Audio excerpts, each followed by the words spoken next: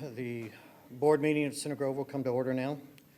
Our mission statement here at Center Grove is we develop knowledgeable, confident, and responsible citizens through inspirational and innovative learning opportunities.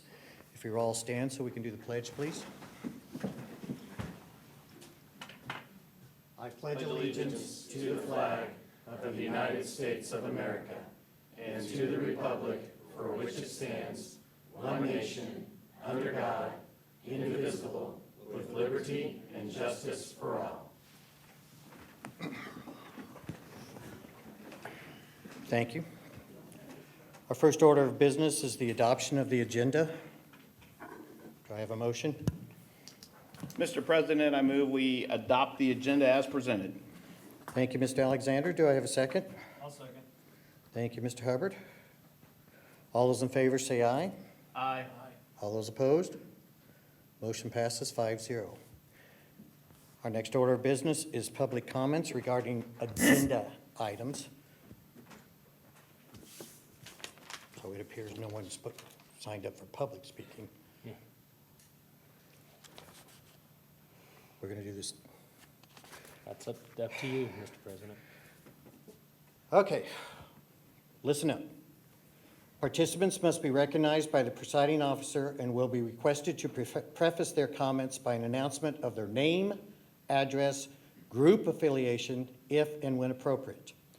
Each statement made by a participant shall be limited to 3 minutes duration and may only speak once. All statements shall be directed to the presiding officer. No person may address or question board members individually. The presiding officer may prohibit public comments which are frivolous, repetitive, or harassing. Interpret, warn, or terminate a person's statement when the statement is too lengthy, personally directed, abusive, obscene, or irrelevant. Request an individual to leave the meeting when the person behaves in a manner that is disruptive of the orderly conduct of the meeting. Request the assistance of law enforcement officers in the removal of a disorderly person when that person's behavior interferes with the orderly conduct of the meeting. Call for a recess or an adjournment to another time when the lack of public decorum so interferes with the orderly conduct of the meeting as to warrant such action. Waive these rules with the approval of the board when necessary for the protection of privacy or the administration of the board's business. The portion of the meeting during which the participation of the public is invited shall be limited to 15 minutes. And right now we have more than 15 minutes worth of speakers, just to let you know. So I will start down the order. Our first one is Jerry Hornbeck. Hornbeck? Okay, if you will step up to the mic here, please. And sir, when you come up, would you state your address for us? We need that up for the record. Sure. Thank you. Jerry Hornbeck, 1203 East Unshore Drive, Greenwood. Thank you. I'm sorry. Yeah. Ready? Yes. Good evening. My name is Jerry Hornbeck. The Center Grove School Board was elected by this community to create and implement district policy. The voters of this community trusted you to put their children's education first, and you betrayed them again and again. You betrayed the trust of the parents, taxpayers, and our children. And here's a short list of examples we found in the last few weeks. You hired an SEL counselor who, based on her social media comments, clearly supports CRT ideology. You've allowed CRT curriculum to be taught in one of the assignments called Education and Racism Today, given to the Center Grove High School in July 18th in a U.S. history class. You allowed Doors and Windows lesson plan to be given, which has direct connotations or direct connections to CRT, as well as a panorama survey, which was funded by Facebook used to track students' actions for future use. You protected you and your staff by not allowing parents to be in the same classrooms to audit what is being taught. Your typical response is that you have to protect the student's privacy, which contradicts your security cameras. All you're doing is hiding behind your policy to protect yourself. Besides, the parents would not want to be there to audit other students. We want to be there to audit your staff, what's being taught in lesson plans. You also have accepted federal funds to teach SEL and all its undertones of CRT. Now you're in a corner. You cash the check from the government to support CRT and SEL. But now you have taxpayers and parents in an uproar about your poor decisions. The teachers' unions have also stated in their last yearly conference they'll continue to push CRT and SEL ideology. So this indicates that you are also being influenced by teachers' unions to push these racist policies and programs. You're now being a pawn of the woke class and being their useful idiots to execute their plans. And just to clarify, we're not disputing supporting kids on individual traumatic events such as suicide, divorce, death, personal injury. We all agree on that. That's not even a topic. But yet you push SEL like it's a crisis, and it is not. All you're showing is data that is one-sided to support your hidden agenda of critical race theory. So, I've got a... You have a minute left. Thank you. I've got a list of terms that are disguised as CRT. And what I want to do is for the parents, if you're watching and listening, be aware of these terms and make sure your children are aware of these various names that are cover-ups for CRT. They're used to disguise CRT, and these names change all the time. And this is just a small partial list. And most importantly, tell your kids if they hear any of these words to tell you immediately, then report them to the Attorney General's office to Todd Rokita for evidence of CRT ideology. Here's a list. It's a partial list. Action civics, social emotional learning, diversity, equity, and inclusion, culturally responsive teaching, abolition teaching, anti-racism, anti-bias training, anti-blackness, anti-mediocrity, obtuse mediocrity, centering or decentering, collective guilt, colorism, conscious or unconscious bias, critical ethic studies, critical pedagogy, critical self-awareness, critical self-reflection, cultural awareness, cultural competence. The list goes on and on. That's like 1/3 of the list. Okay.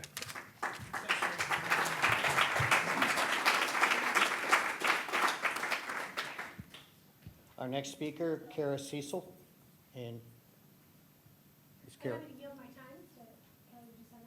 Thank you, Kara. I'm happy to yield my time to Kelly. Our next speaker then is Colin. No. Are you going to do it now, Kelly? It doesn't, you tell me. Go ahead.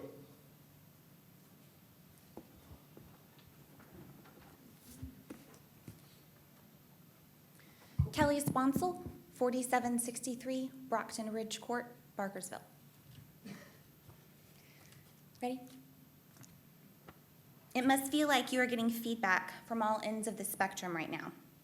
But all you have to do is walk into any building in this district to see where the majority of our community lands on COVID.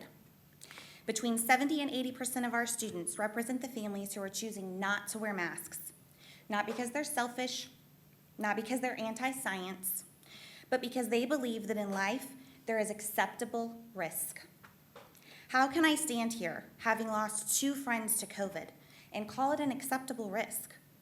Because the one bright light in the midst of this pandemic is that healthy children recover incredibly well from this virus. And that's not a hope or a hunch, it's scientific fact. Did you know that we have had 2,500 positive pediatric COVID cases in Johnson County, and we have not lost 1 child?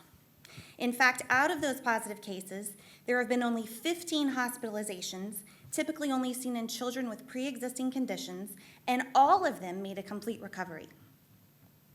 I initially had trouble finding our local stats on the Indiana dashboard, so I reached out to the Johnson County Health Department.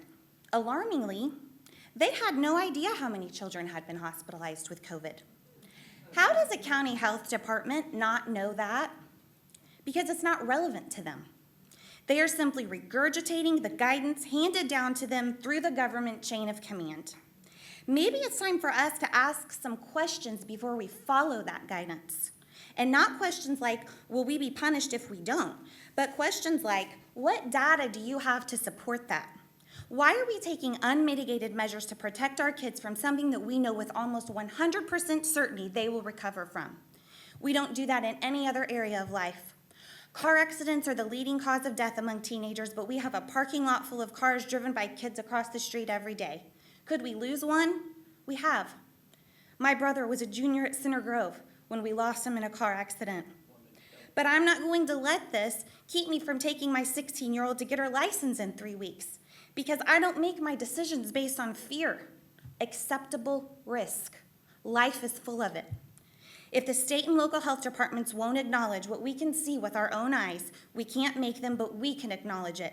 When 10 different experts tell you 10 different things, you have no choice but to look at the data for yourselves. We elected you to be a bridge between bureaucracy and our kids. Unprecedented times call for unprecedented leadership, and that's what we're asking for. Some of you have stepped up to do just that. With respect, some of you rely far too much on bureaucratic guidance and not enough on good old-fashioned sense. I am asking each one of you to put the mental, emotional, and academic well-being of our kids above your fear of retribution from the government. That's why we elected you.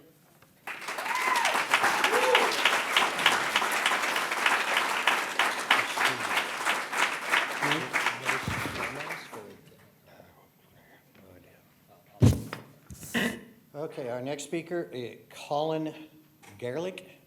I'm impressed. That's rare. Many years of kids' names in classroom. Yeah, Garlick, yes, exactly. I have a feeling you knew For that. the record, state your name and Hi, address. my name is Colin Garlick, 462 Ridge Road, Greenwood, Indiana, obviously. I won't waste much time here, but I know you guys are probably in an impossible position in a lot of everything that's going on right now. I want to acknowledge that. It's got to be very tough. You guys are probably pulled in thousands of different directions, and I respect it. But I think the time now is to stand up. The time is now to stand up against all this. And I have a very hard but easy solution. The answer is no. No to critical race theory in any form. Just no, period. We're done. No to any social emotional learning. I mean it, we're done. No, none of it. No mask mandate of any kind, at any time, and any place, on any part of your property. The answer is no. Parental decision, of course. Kids can do what they want. And no vaccine mandate. Just no. Absolutely no vaccine mandate. We know it's coming. No medical apartheid. No. So either say no to all of this at once and make it easy on yourself. Make it easy for us. Say no to all of it, or just be done with it, please, and just say yes to all of it so we can move on. So as I see it, I was here last time, Mr. Hubbard, based on your lines of questioning and your deeper understanding clearly of the issues, I think should be the example of how this board proceeds forward. It's time to ask deep questions, and in my opinion, just say no. And I beg you and you, stand up for liberty. Be resolute. This is the time. This is our Martin Luther King moment to say no. I yield the rest of my time.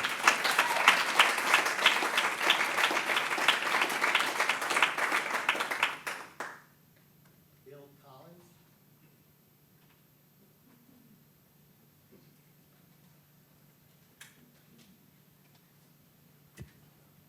State your name and address, please. Bill Collins, 3865 New Battle Lane, Bargersville. Since Johnson County didn't know any statistics, I actually looked up a couple, took less than 5 minutes actually. Maybe because I'm an analyst by trade, I work with scientists and engineers every day. Maybe Johnson County Health Department might want to talk to some.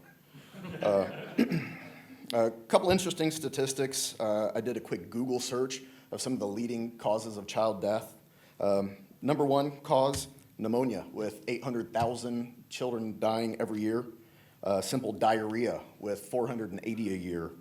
Malaria, while not a big issue in Center Grove, 274,000 a year. Tuberculosis, 600 a day. That's 219 a year. The common flu, something that has had a vaccine for longer than I've been alive, 56,000 a year. While so far this year, we've had 14,128 as of the 17th of this month, which is about 2,000 a month on trend at this rate, 24,000 COVID deaths of children a year. While granted, I have 3 children, one is too many, but that's still far less than the common flu.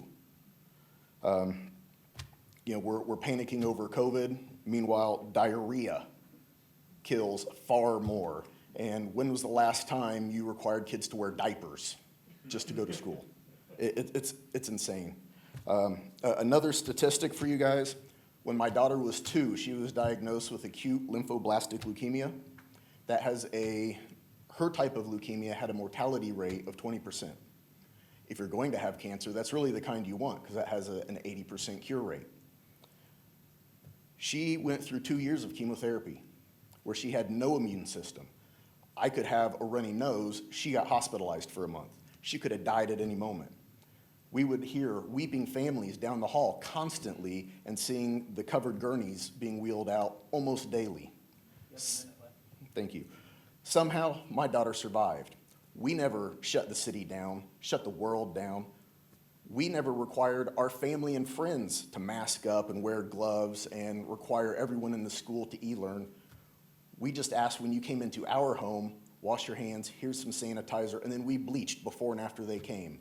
We took control of our family. We made the decision for what was best for our children, and I ask you guys to do the same. And I ask you guys to not hold anyone else to a different standard than what I did for my own daughter that had a much higher chance of dying than anyone from COVID. Thank you.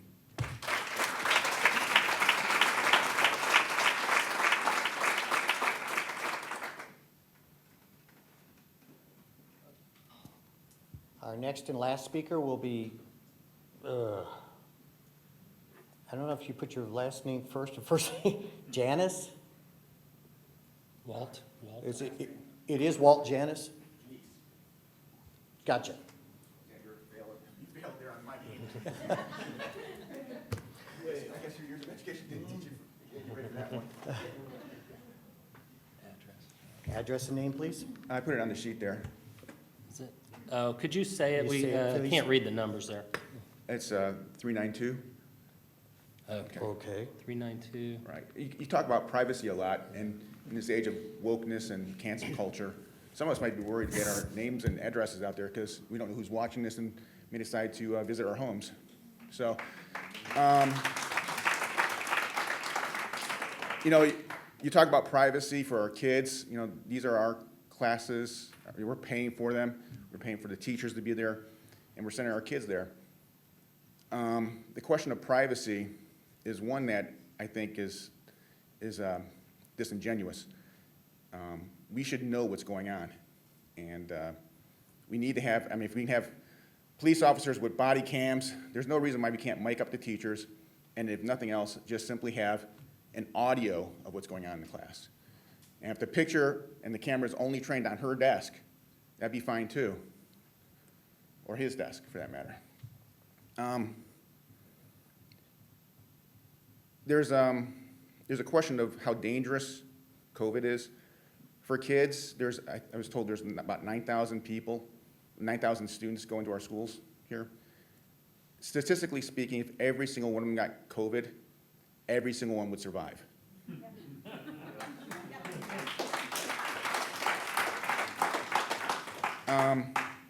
I didn't really prepare my statements as well as some of the other people here. I just came in here with some ideas. As for SEL and CRT, we really need to worry about what's important to teach our kids, and that's math, reading, science. Real science, not the woke stuff. We need to really focus in on making sure our kids know how to think and not what to think. There was a teacher in Utah this past week. I hear some laughter. I guess you guys know about this. Did you hear that the person got fired? That happened just a matter of a couple days. She was teaching or promoting some very leftist views. And we're told here in Center Grove we can't fire someone just as quickly for doing something similar. And we're not allowed to even discuss it because those matters are private. Well, these are our public buildings. These are our public schools. We should be able to know what's happening. We should be able to also demand that our kids are being taught, how to think, not what to think. And we need to also make sure that we don't indoctrinate them into certain ideologies that the parents would never even dream of trying to teach them. We need to make sure our kids are learning to love our country and not hate our neighbors. And that's all I got, really. So, 30 seconds left.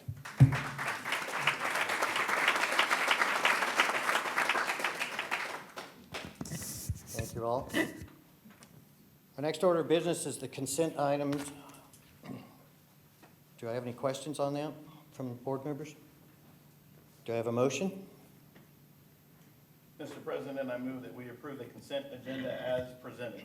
Thank you. Do I have a second? Second. Thank you, Mr. Daniels. All those in favor say aye. Aye. All those opposed? Motion passes 5-0.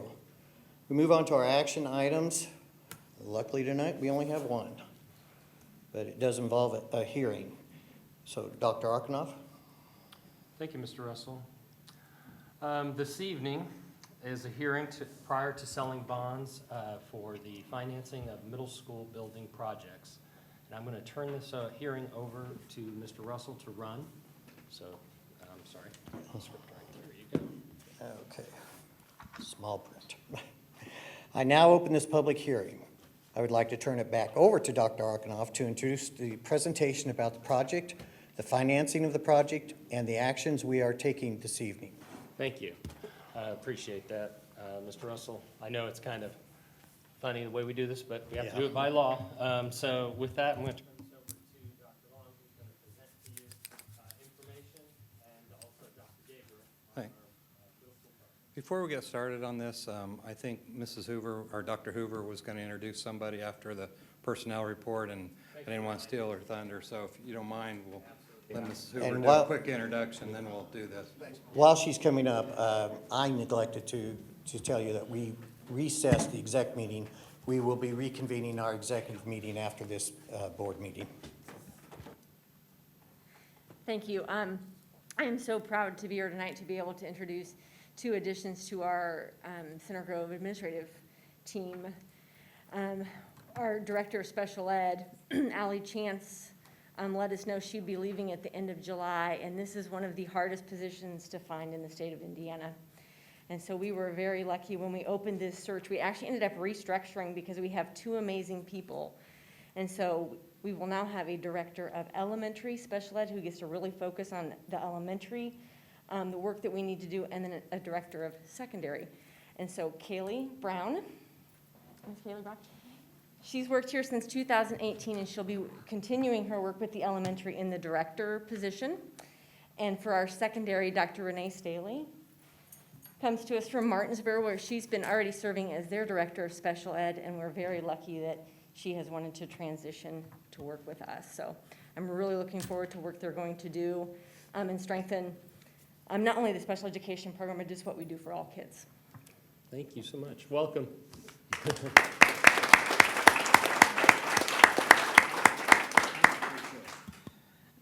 All right, now we'll go.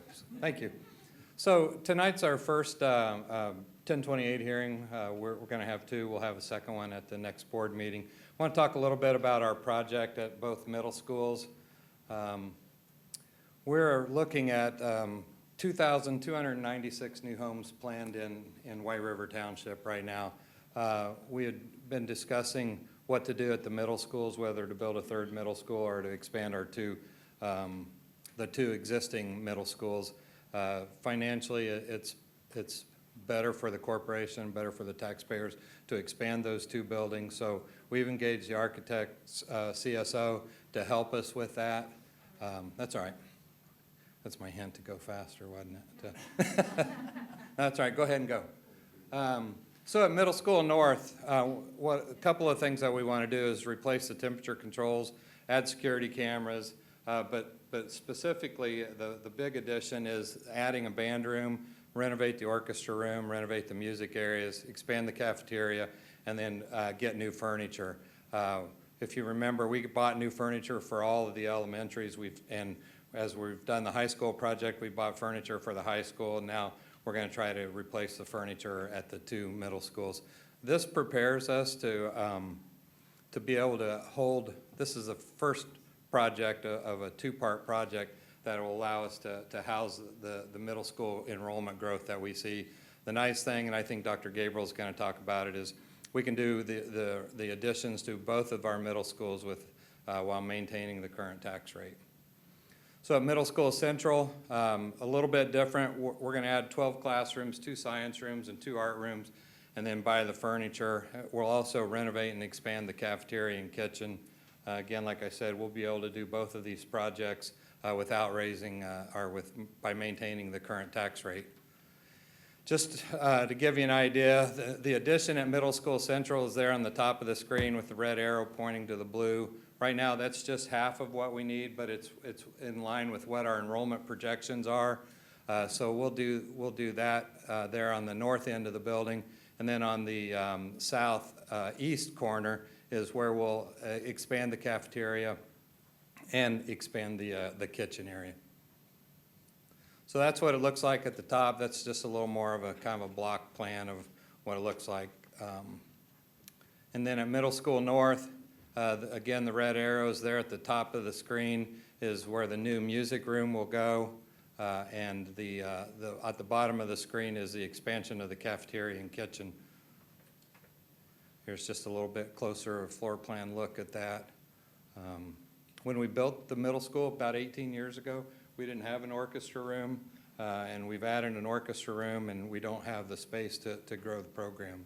Or we've added an orchestra program, and we don't have the room to add that. The cafeteria there is there at the bottom of the screen, just to give you an idea of where that will go and what that does for the size of both the kitchen and the cafeteria. Then Dr. Gabriel will talk about the financing, but before I go on, Jim Goley from Hunt Construction is here.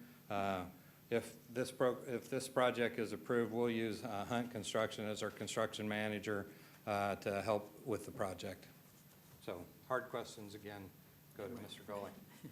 I won't ask a hard one until the next meeting. Okay, go ahead. Okay, so I want to talk a little bit about the financing of the project. Middle School Central, working with the architect and the construction manager, we've developed a budget for this project. It's about $16.8 million in construction costs and an additional $5.4 million in all the various fees and the furnishings that go with a project of this size.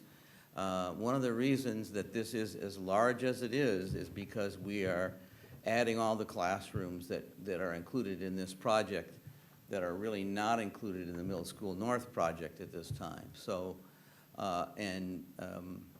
we, of course, I think most people are aware we have portables now out in front of Middle School Central, and when we get these classrooms added, it will eliminate the need for those portables. But we've got enrollment projections that continue to show the size of both middle schools gradually getting a little bit larger each year. So that's Middle School Central. Middle School North, same thing applies. These have been developed by the architect and the construction manager, $5.8 million in hard construction costs and $2.6 million in all the other associated costs that go with it, for a total of $8.5 million at that project. This is the required information that we need to present when we have a hearing like this. It's a lot of fine print. I think I just want to highlight a couple of things. First of all, we will sell bonds to pay these projects back. Total cost there, as you see, is $30.8 million for these two projects combined. We'll sell the bonds over a 20-year period. If we did this all by itself with nothing else going on in the community or anything else, it would have a tax rate of about 13.68 cents. But the important thing here is that because we have other projects coming off the books and an increased assessed value, we predict that the debt service fund rate is going to continue for the next 10 years or so. As a result of these projects, that should not increase. And again, we've done a lot of work modeling what the future will look like, and we're confident that as a result of these projects we're talking about today, the tax rate will not increase. Yeah, next. Okay, this is just a picture of what the tax rate looks like right now and what it shows for next year. I didn't think we were going to talk about this slide, but it's okay. Talk was, about it every meeting. yeah, What do you mean? right. Because we've got more current information. Yeah. This is actually for 2021, payable in 2021, but when we look at this slide and compare ourselves, our total tax rate to other districts in the county, we've continued to be in the middle of the pack for the last decade and kind of expect that to continue that way, so. Okay, next steps. Tonight, this is a public hearing, and that's all it is, which means there'll be no official action taken by the board. At the next meeting, there will be next school board meeting in September, there will be a second hearing, and at that meeting, the board will be asked to approve resolutions to officially authorize these projects. Following that approval of those resolutions, we publish a notice that begins a 30-day waiting period. After that, then the architects will finalize the projects and all of the plans. We hope to have bids for these projects ready to come back for the board to approve next spring, and then work on these projects was expected to be completed. Middle school's much smaller project. It should be done by the summer of 2003. Middle School Central, much larger project, will be done by the summer of 2004. And then the first payment on these bonds will begin, we expect, in 2014. And I know we've had this question, I'm sorry, 2024. And we've had this question before. Why isn't this in the budget you're going to approve next month? Well, because the payments don't come until 2024. So you won't see this in the budget for a while. But as I said, we've done some pretty extensive modeling to make sure that the message we want to get across about this is that it will not increase the tax rate. So at this point, I'll turn the meeting back over to Mr. Russell to conclude the hearing. Thank you. So at this time, this is the appropriate time for members of the public to comment on the middle school building projects or the information presented this evening. Are there members of the public present who would like to comment on this particular subject? Thank you. I now close the public. Jack, I saw it. I saw him. Yes? Yeah. Why are there no additional classrooms being built at middle school north? Is the cafeteria, the orchestra, the band? I mean, I'm just Yeah. curious. Their current enrollment is smaller than Middle School Central. And the building's a little bit The bigger. building's a little bit bigger. As I said, we have built into our long-term plans the locations where we will add classrooms there eventually, but we don't want to spend that money and add those classrooms until we really feel like they'll be necessary, and we think we can get by. As you grow, the first thing the problem you have is the common spaces like the cafeteria. You need a bigger space for kids, so that's what we're tackling in this project. So does this project include repurposing the existing orchestra Yeah, area? yes, that was on the slides, yeah. It went real fast. I Sorry. missed that bit. Yeah. I was trying to take notes. No, we are, yes. Okay. What's the repurpose of the existing area? Music rooms. More music rooms? Yeah. Okay. Thank you. Do you want them to come up? Couple. Mm-hmm. We just did something at Middle School Central. I thought it was the cafeteria last time there was a project. Was that not? We added a cooler onto the kitchen, that's all we It's did, just- yeah. yeah. Freezer. I knew there was And something. it was on the outside, that's why you could see it. There's another hand. Those security cameras, are they going to be in the classrooms? No, Okay, you might want to consider that. But the other one other question is that if we were to lay off all of the SEL counselors, would we have to? That doesn't pertain That to the doesn't pertain to this project. Any other questions to this particular subject? Thank you. I have one. Okay. With, you said that the cost of this wouldn't raise the tax rate. With the additional staffing that would be required for the expansion, would the combined extra cost possibly have to raise tax rates? When we do our long-term modeling, we consider all those things. And they, There wasn't a line item on there. no. The issue there is that those, as we specifically look at the extra classrooms, the the extra cost would be teachers for those classrooms. And as we continue to get more students to put in those classrooms, the state gives us more money. So the cost of teachers is pretty much covered by the money we get for enrollment growth. So that shouldn't be a problem. But more importantly, we model the total tax rate of the school district to make sure that that does not increase. Okay. I now close this public hearing. Are there any board members who have any comments or questions? I guess my question is for Mr. Zolli in the back. I'll save the hard one. You can get the project plan sharpened before the next board meeting. Are construction rates, material costs starting to come down? Are we anticipating any issues as we've had with a couple of the other projects? Not that I've seen so far, no. They're leveling out. They're leveling out. They're not still on the rise. They're leveling out. They went up, but they're not continuing the rise that I'm seeing right now. Okay. We feel confident we can get this in the number? We updated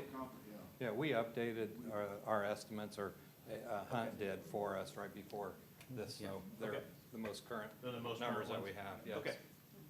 Thanks, Jim. Yeah, construction costs are moving all over the place from month to month. Okay, there's no, you had a question? Thank you, guys, very much. And I do want to compliment the board, your work on this, and of course, Bill and Paul on these projects. You know, we've had to do a lot of work being such a growing district and growing so fast, and the fact that over the last 10-plus years, we have not had to increase the tax rate is really just a testimony to boards before and all of you, and of course, your hard work too. So thank you, guys. Thank you. There's, at this time, there's no board action required on this particular hearing. Okay, we are moved down to other business. Go down the line here. Mr. Daniels, do you have any other business? Not at this time. Thank you, Mr. Russell. Thank you. Mr. Hubbard? I don't have other business, but I have a couple board member comments. I'll make that at the end. This would be now. We're- Okay. Well, it's in business, so. I just want to thank you guys for taking time out of your day. Taking time out of your day and coming here tonight, taking it away from your family. I also want to thank all of you guys for sending us your emails, and you wouldn't even imagine the emails that we've gotten. And I do appreciate all of them, I really do. I read them, I catch myself, and I'll be at the gym working out or be at home, and I'll just catch myself getting caught up in emails and stuff. So I do read them. If you don't get responded to by me, please don't make it feel like you go unheard. But with that being said, my background is different than a lot of the board members up here. I didn't go to college. I went in the military, and I spent a lot of my time overseas, and and kind of something Colin said made me think that something I realized when I was in the military, and our freedoms are extremely precious, especially precious to me. And you don't have to do that. But anyway, I realized that my role on this board is to represent the community. And in all honesty, these are your chairs. They're not my chairs. They're not ours. They're yours. This is your building. This is your school. So that's why we do read those emails, because we do want to represent you. We do want to, and just because something might not go your way doesn't mean we're not listening and we're not hoping, you know what I mean? I always want the best for all of our kids here. And that's what I was elected to do. The school is a republic, and I do realize that. And I'll always fight for you guys, and I'll always kind of do what I feel is in the best interest of the community, not always what's in the best interest of the administration or the teachers here at the school. I won't be pressured, I can promise you that. But anyways, what I want to talk about is this antibodies thing that kind of went out last week. I'm sure a lot of you guys are aware of that. You saw the email. And a lot of your emails kind of talked about mistrusting us, or kind of being secretive with you, maybe. I just want to kind of clarify a couple of things. some things were brought up in those emails. We know that we kind of told, the administration and the board told you that we would not change anything unless it was mandated. And then, so on the earlier, middle of last week, Dr. Arkanoff got with the board and said he got an email from the Johnson County Health Department that we were mandated to not able to use antibodies tests anymore. So the board gave him our feedback on that. And email went out to you guys, I believe it was Friday. And I didn't even know the email was sent out, but I got it Friday morning and I knew something kind of didn't feel right. So I called the Johnson County Health Department myself as a parent and asked them why they felt, asked them for the data of why they felt that they need a mandate to Center Groves that we couldn't take the antibody test anymore. And they informed me that they did not mandate that. They recommended it. So at that time, I got back with Dr. Arkanoff and he was upset. And I basically said, somebody's not being truthful. And it's making the community look bad. We're losing trust in you guys, and that's not what we want to do. And he was upset, and he sent us the emails from the Johnson County Health Department that did say that. So at that point, we kind of had a decision to make. I think the weekend came, kind of came and went, and I know the board was really upset because you guys called us liars, because we said we wouldn't do something unless it was mandated. I wasn't the only parent that called. I saw it on Facebook. It looked shady, for lack of better words. So with that being said, tonight, I feel pretty, I was gonna make a motion to reinstate it. But, hold your applause. But before this meeting, Dr. Arkanoff said he got a email from the state today that mandated that we are not allowed to use antibodies tests anymore. So, that's the whole truth of the matter. I just wanted to clear the air. I don't think not too many people would just tell you that we were lied to, but I'll tell you, I don't care. They can be mad at me, but we were, and that's just the way it is. So, and I'm sorry that you guys went over the weekend thinking that you guys elected some people that were not being truthful to you, and that's just not the case. So, Are you sure not being lied to again? you, We're not time for public comment now, please. we're not, I promise you. I wouldn't do that. So, that's all I have. Mr. Alexander?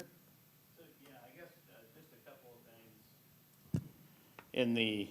My voice doesn't carry to the back of the room without it? We know it can.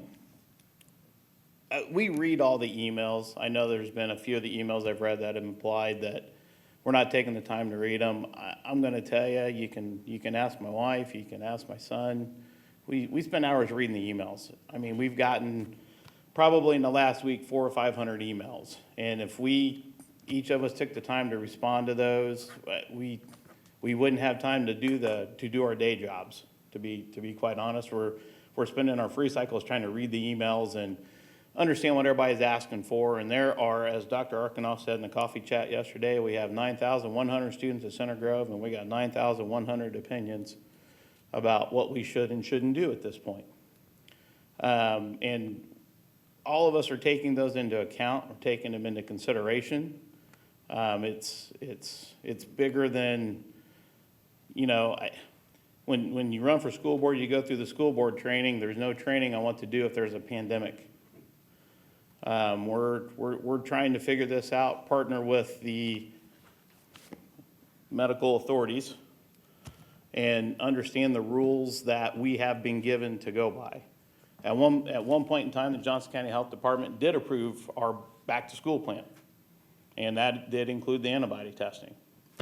As we all know I know we have all learned over the course of this journey that the situation is fluid, the situation is going to change. We're going to receive mandates, strong recommendations from the health authorities, and mandates. And ultimately, as Mr. Hubbard said, the State Health Department informed, I'm going to say Dr. Arkanoff, because I think it was more directed towards Center Grove than it was some of the other schools. Well, I believe they released just a slide, a statement directly to everyone, but it felt very Center Grove. Felt kind of personal. Where they have mandated that we cannot use the antibody test. And at that point, Quite honestly, folks, when it's a mandate and it comes down from the state, we have to go by that, and it falls in with the executive order the governor has also given us about quarantining. There's an executive order that exists on the rules we have to follow when it comes to quarantining. And I know we get Mrs. Norman and Mr. Taylor get tons of questions about it. And there's, I mean, the executive order's out there. It's a matter of public record. We're as flexible about it as we can be. We're working through the problem as we go. And kind of like I said, there's no playbook for this. I mean, we have a disaster recovery plan and pandemics in there, but I don't know that, you know, any of us tabletop exercise what to do for a pandemic. So. Thank you, Mr. Alexander. Mrs. Counts? So I want to start, I have some comments as well, but I want to start by talking about the Gala for the Grove and the Center of Education Foundation. For those who don't know, I am the liaison between the Education Foundation, which I served on the board for 4 years, and the school board. So I did attend the event. I think there were several people that attended the event that might be in this crowd, and it was a great event. So Jen gave me 4 updates. They have 4 new board members for the Education Foundation, and I believe most of them actually attended the gala. So they, you know, got thrown straight in. They were the beneficiary of the Kopetsky's Clean to Contribute program for the month of August. So I think that was actually last Tuesday or the Tuesday before. They received an educational partnership grant from the Johnson County Community Foundation, and again, the Gala for the Grove was amazing. So, and I was the lucky recipient of the stadium picture that was signed by the 2020 football team, so that was really cool. So, gosh, I went back and forth with my comments, and it's really weighed on me a lot this week. I'll tell you, I am a newly elected board member. So I have served on this board now for a little over 7 months. I'm in my 8th month. And I will tell you that learning what the heck is required of me is, Rob put it perfectly when I started, it's like drinking water from a fire hose. So everything that is thrown at us, I mean, I don't think there's a day that goes by that we are not talking as a board. And you think about that's 8 months that I communicate daily with these gentlemen, and everything is talked about. So what I wanted to say kind of goes along with what the other gentleman said. I'm listening to you.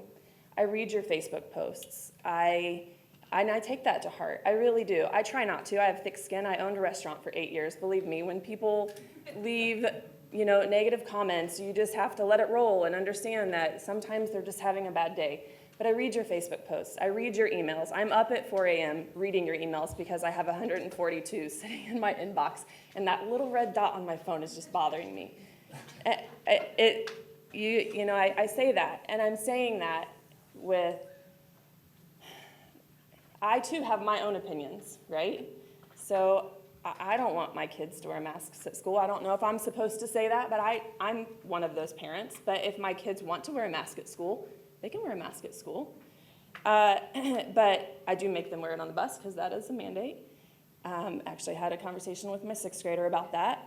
So, but I will say that I read everything that you present. I read your Facebook posts. I read your emails, I take your text messages and your phone calls, and I keep an open mind. Even though they may not necessarily coincide with what I agree, I keep an open mind for my community, and I continue to pass it back and forth with these gentlemen. And I'm telling you that there is research that's presented, you know, by Jason Taylor and Mrs. Norman, and we continue to poke holes in it because that's our job, right? That's our job, is to poke holes in the information that's presented and to try to find ways around this.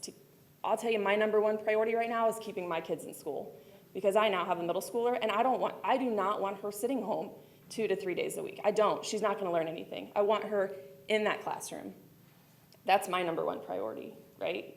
So I just want you all to know that we are all listening, and while you may not think so, and you don't know what necessarily goes on behind the scenes, just know that there's a lot that goes into it. And we appreciate, believe me, keep sending the emails. Just like they said, you're giving us information that maybe we wouldn't find on our own. And that's great. And I appreciate that. And I will continue to read and I'll continue to listen. And I think that's all I have to say. Jack? Dr. Arkanoff? Jack, could I just briefly, I didn't have anything to say, and Jack's giving me the evil eye now as I pass, but I don't want to repeat anything that's been said, because I think they're all good points, and I don't want to waste everyone's time with that. But I do want to compliment our community. And when I say community, I'm not just talking about the people sitting here, I'm talking about the people that aren't sitting here. We disagree on things. There's people that don't want masks, there's people that want masks. There's people that don't want the vaccine, there's people that want everybody to get vaccinated. But we are keeping it civil, and let's continue to do that. We're going to disagree on improvements. We're going to disagree on a lot of things. But what I was impressed with are the 5 people that got up and spoke tonight. You have opinions.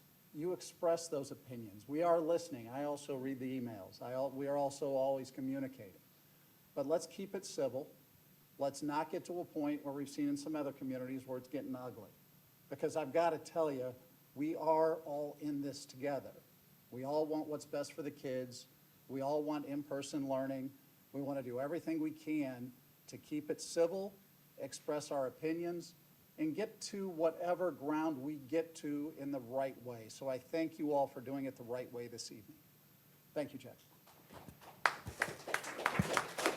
Dr. Arkanoff? Thanks, Mr. Russell. Just a couple of things. One, I just want to compliment, everyone that came tonight and shared your opinions. We appreciate that. As the board said, we get the emails. You probably all have emailed me, and hopefully you've gotten my response. Yes, sometimes my responses are a bit of cut and paste if they are the same email over and over again, which they are a lot, There's the don't wear masks, there's the wear masks. So after a while, I just thank you for letting me know, and I share that with everyone involved. So I appreciate that. As I said in the coffee chat, 9,100 plus children, 9,100 plus opinions, if not more, with parents involved as well. So we're working hard to navigate everything thrown at us. Being a public organization, we do have to follow mandates and requirements, and we have to figure out whether they are or not. And to be quite honest with you, there are days where we have no idea, just like the antibody test. We would never go out and intentionally lie to anyone. Our team works really hard to figure out what we're being told we can and can't do. And quite honestly, it's extremely frustrating because there are hardly any clear directions from our legislators and our state. Much of this is pushed down to avoid the political climate above us. And now we're all in this together, as Mr. Daniel said, and has said for 2 years now. But we're all in this together, and while we're trying to navigate what local control is, and Mr. Taylor will tell you this, oh, we had local control? Oh, I didn't realize it, because every time we think we can make a decision, they tell us no. So we're not really sure what local control is, with the antibodies being a really good example. Now we have official notification that we can't use it. We just never know. So if it isn't that we are looking to make people's lives difficult, believe me. They work really hard, and I can't say enough to Amy Norman and our nursing staff. Please, please, please be kind to them. Many people are not, and it's just not right. They are working their tails off to keep our kids safe, to apply the rules that they are responsible for applying, and to take care of our kids and our families. I was in the buildings today, and I can tell you our high school clinic was packed. Packed, folks. Kids are sick. Now, I don't know what they're sick with. I didn't ask. I don't know. But they're sick. And so our nurses are in there working. It may just be a flu. It may just be a cold. It may be sore throat. It may just be that they've got a test and they don't want to go to it. I don't know. But, it is very busy in all those clinics. Middle School North, Middle School Central, you know, they were busy places, and these folks are working their tails off. So I would really appreciate it. I know you take emails and tell us what we think, but boy, it'd be wonderful if you could send some really nice emails to our nurses and to Mr. Taylor and Mrs. Norman, because they're working really hard too. The last thing I'll say is we work together as a team up here. We're a good team because we argue, we fight over things, we have open, honest conversation. I like to say we're passionate and unguarded in our discussion, and then we make a decision and we move on. And we do that the best we can with the information we're provided, which unfortunately, under COVID, is ever-changing. But we're continuing to do that, and so we just appreciate your support and understanding, and believe me, we share in your frustration. So thank you all again for being here tonight and sharing that. Really appreciate it. I'm very proud to be a part of this community and have 2 graduates just recently, from the district. And I just tell everybody really quickly, my daughter made the marching 100 at IU, so I thank you. So who you rooting for at the IU Purdue bucket game? Yeah, that's tough because I got 1 at each. So. That's why I was asking. Well, thank you all for being here this evening and your comments. I'm not going to go through and repeat everything that the other board members have said because we all feel the same way on the same thing. It is a fluid situation. It changes every 24 hours, if not sooner. We have made it clear, I hope, that we have everyone in the community to deal with. And I don't mean that in a negative manner. It's just that opinion. Where do we get all of us to be somewhere we can agree? And that's really hard in the political environment that we're being thrown upon in our country right now. So be patient. Try to work with us in a positive manner because I can guarantee you something may come out next week or in another week that will not agree with you, or something may come out that will agree with you. But we all have to work together to move forward. And I can tell you, for my personal, and I'm sure it's with the others, my greatest thing is to want those kids in school learning, in the classroom. I want them to see each other every day socially. I realize how important that is. I have family in the school buildings. I may look a little experienced on top here, but I have kids in the building that I care deeply about. And I have talked about before, it's my CG family. I care about all these kids tremendously. So it gets hard to make some of these decisions, and how do we deal with this on a day-to-day basis when the people who are supposed to be leading us are not giving out the right information or twisting information. So you can all understand how that is hard to work with. We'll do our best, and we appreciate it. Thank you. I got one final comment. What? Wow, that's the teacher look. I haven't lost the teacher look, no.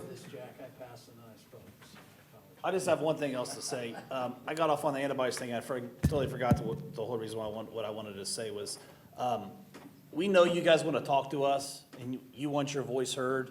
And I know that people signed up tonight that didn't get to talk, and last week people didn't get to talk, and that's unfortunate. I want to hear from everybody.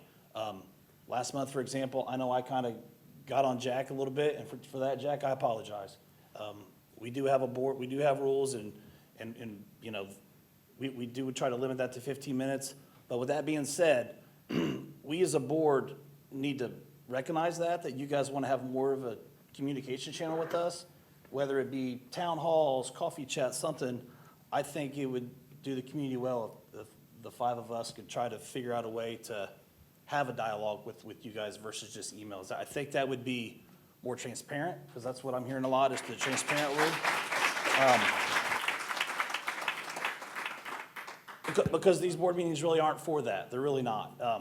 But we are here to represent you, so let's work together. Let's try to figure out a way, and you know, let Jack run the meeting, and let's just move on. And if you guys got comments, let's do that on the outside and figure it out. You know what I mean? I think that's the best for everybody. Okay? If you got an idea, email it to me. That's it. Sorry. We will reconvene for our executive meeting. Thank you all.